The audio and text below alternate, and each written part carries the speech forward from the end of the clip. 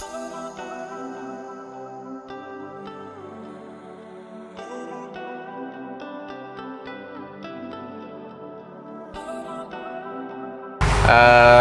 lengkap saya Muhammad Yusuf ya. Kalau usia 31 tahun. Background saya sendiri sih perkuliahan bukan dari dunia perikanan ya, tapi dari pendidikan. Dan juga melihat peluang lobster di Serang ya cukup menjanjikan karena apa? Belum terlalu banyak orang yang budidaya lobster dan juga harga lobster ekonomisnya lumayan. Karena 1 kilo itu bisa sampai 300.000 per kilonya. Tapi ya harus sabar. Nggak bisa sebulan 2 bulan, setahun lebih untuk panennya. Di usia 1 kilo isi 7 ya. Dari postur tubuhnya kan dia lebih besar, jadi dagingnya juga lebih kenyal deh. Dibandingkan sama yang masih kecil, kekenyalannya kurang. Nah, enaknya lobster di situ, lebih kenyal dagingnya. Memang ada macam-macamnya. Ada yang jenisnya Clarky kan. Ini red claw, kalau red claw bisa besar. Kalau yang jenisnya kayak Marlboro, Clarky itu kan, itu paling besarnya satu ekornya bisa 1 jempol lah, jempol tangan. Besarnya segitu. Cuma kalau lobster air tawar bisa besar lagi. Yang jenis red claw ini 1 kilo isi 7. Pernah ada yang ngambil di sini dari Cilegon, dia coba untuk budidaya berhasil. Di Pandeglang juga sama, dia lumayan berhasil. Terus di Tembong juga sama, berhasil juga dia. Ngambil indukan di saya, dibesarin, udah nelor lumayan banyak sekarang. Sampai mereka juga bingung jualinnya kan. Kadang tanya saya, kalau jual ya itu aja di sosmed, saya bilang kan, seperti di Facebook, pasang iklan aja di Facebook, saya bilang itu. Kalau saya sih biasanya di Facebook. Kemarin ada permintaan 300 kilo, continue dia minta, karena untuk apa? Untuk di restoran. Karena kan kalau lobster ini untuk kalangan menengah ke atas sebenarnya. Banyak itu. Karena kan ya harganya lumayan, ya waktunya juga lumayan. Untuk mencapai 1 kilo isi 7 ya seperti saya sampaikan tadi, sampai 1 tahun, bahkan 1,5 tahun kalau biar rata besarnya, 1,5 tahun. Kalau 1 tahun masih ada yang kecil, masih ada yang besar gitu kan, nggak rata. Alhamdulillah kebangun ini ya berjalan 2 tahun. Ya selama 2 tahun ada aja permintaan. Sampai sekarang alhamdulillah stoknya tinggal dikit. Oh iya, dikit. Ya. Berarti sebelumnya pernah banyak banget ya? Iya, alhamdulillah pernah banyak. Udah pada keluar.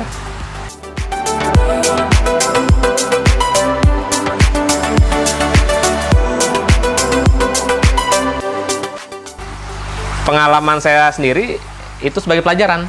Jadi ketika ada yang mati, kenapa nih? Misalkan air, saya coba ganti air gitu kan. Ada yang mati. Jadi ketika saya ganti air, lobster itu sampai molting, berarti air itu bagus. Tapi ketika saya ganti air, dia molting, gagal, berarti air kurang bagus. Jadi intinya itu kalau lobster di air, kalau airnya bagus, itu aman. Nah, jadi kalau kita merawat lobster tuh kita harus merawat airnya. Makanya sampai sekarang saya nggak pernah ngasih makan lobster itu pelet, karena amoniaknya banyak, amoniaknya tinggi ya, kadar amoniaknya. Jadi harus kita sering-sering ganti air. Kemarin kalau besar itu saya ganti air setahun, baru saya ganti airnya. Biasanya cuma tambah air. Alhamdulillah dia molting sampai besar tuh kan. Untuk indukan saya pijah untuk cari benihnya. Udah mulai ukuran 2 inci saya jual. Karena apa? Sebenarnya 1 inci udah bisa dijual. 1 inci itu. Tapi daya tahan tubuhnya nggak terlalu kuat. Jadi paling aman tuh 2 inci lah. Nah, makanya saya jual ukuran 2 inci. Saya rekomendasiin ke yang biasa beli 2 inci aman. Sebenarnya kalau 1 inci juga bisa, hanya resikonya lebih tinggi. Jadi 2 inci lebih aman kalau mau nyari benih yang ukuran 2 inci. Kemudian juga untuk pembesaran lebih cepat dibanding masih ukuran 1 inci. Jadi kalau misalkan 1 inci dia masih adaptasinya masih sulit ke air baru. Cuma kalau yang udah 2 inci udah aman. Makanya 2 inci saya jual. Yang ukuran 2 inci harganya juga udah lumayan, per ekornya 5.000. Karena apa? Ya sulit untuk mendapatkan 2 inci itu. Itu aja udah sampai umur 2 bulan baru 2 inci itu. 2 bulan. Tergantung kita kasih pakannya. Saya mijah sendiri, makanya sekarang udah nggak susah nyari benih. Udah mudah nyari benih bagi saya kan. Karena 1 indukan tuh bisa sampai sekitar 300 ekor, 300-400 lah, tergantung besar kecilnya indukan ya. Jadi kalau misalkan indukan ukuran 4 inci itu 150 sekitar. Jadi kalau misalnya udah ukuran 6 inci itu bisa sampai 400 ekor per indukan itu. 400 ekor benih. Cuma kalau sampai ke 2 inci itu nggak bakal hidup 100%. Itu sekitar 50% kemungkinan dia bertahan hidupnya. 2 inci? Iya. Malah menurun ya? Iya, menurun dia. Tinggi. Karena kan dia kanibal. Dia molting diserbu sama yang lain. Resikonya itu kalau di lobster.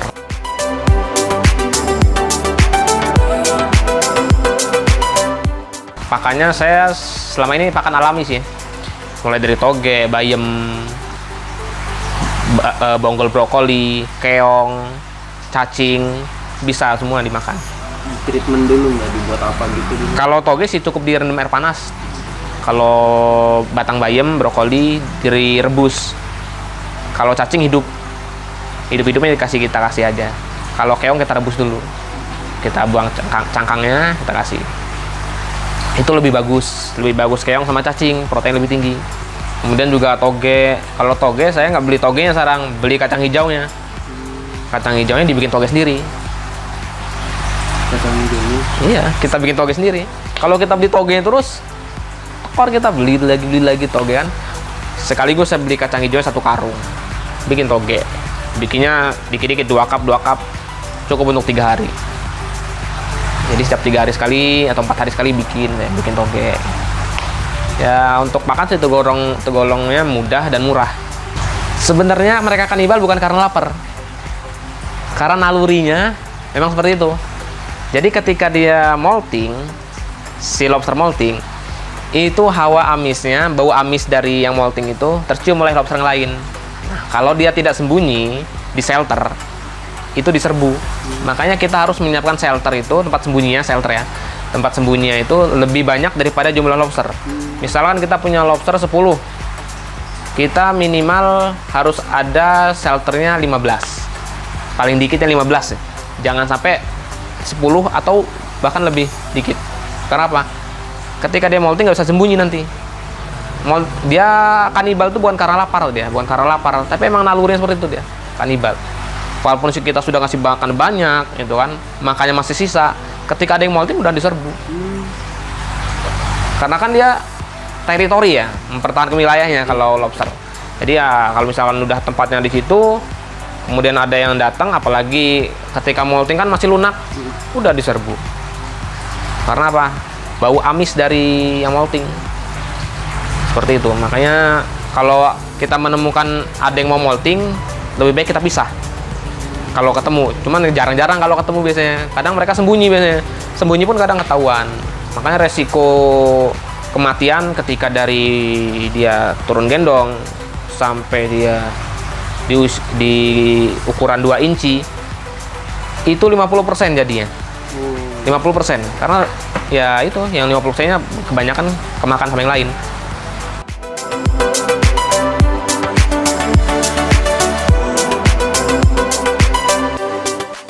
Santai kalau malam, kalau siang-siang ini santai dia. Kalau malam agresif dia, aktif banget kalau malam.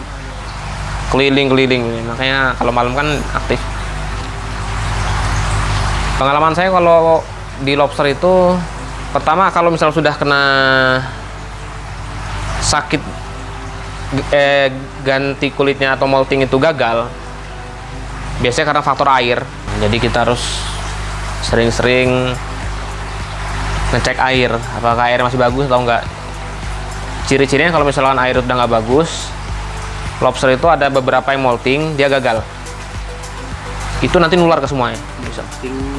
Gagal. Beberapa molting dia gagal. Gagal molting. Jadi kulit dagingnya itu masih nyangkut di kulit, nggak keluar, akhirnya mati dia.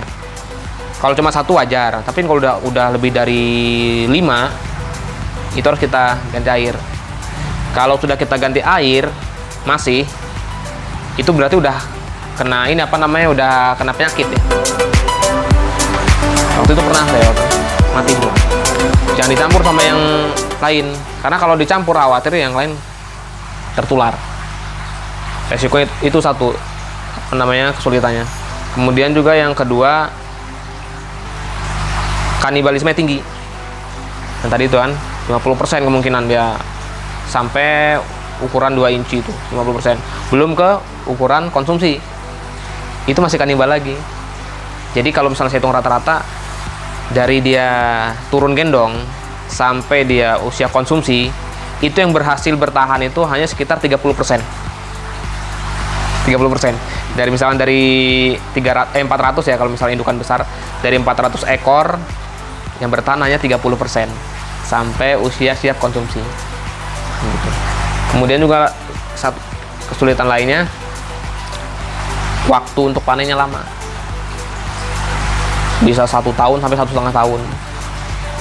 Kalau untuk yang konsumsi.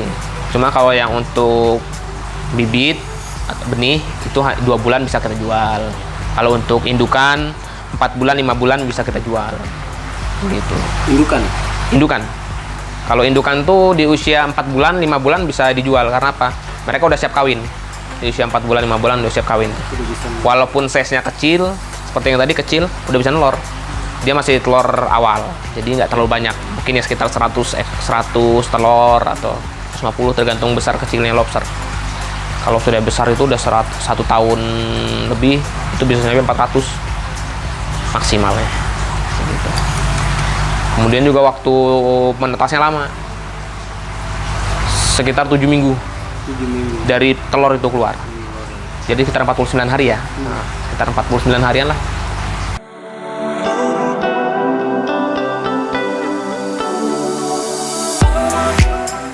Ya harapan saya sih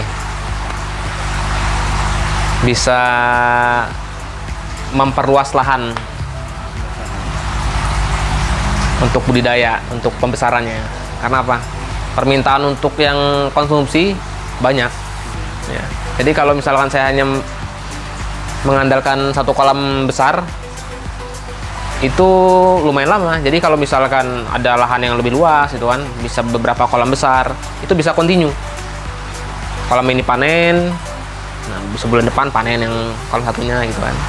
Jadi harapan saya untuk tahun ini mudah-mudahan ya bisa mewujudkan untuk kolam yang untuk lahan yang lebih besar lagi. Amin. Amin. Produktivitas meningkat juga ya.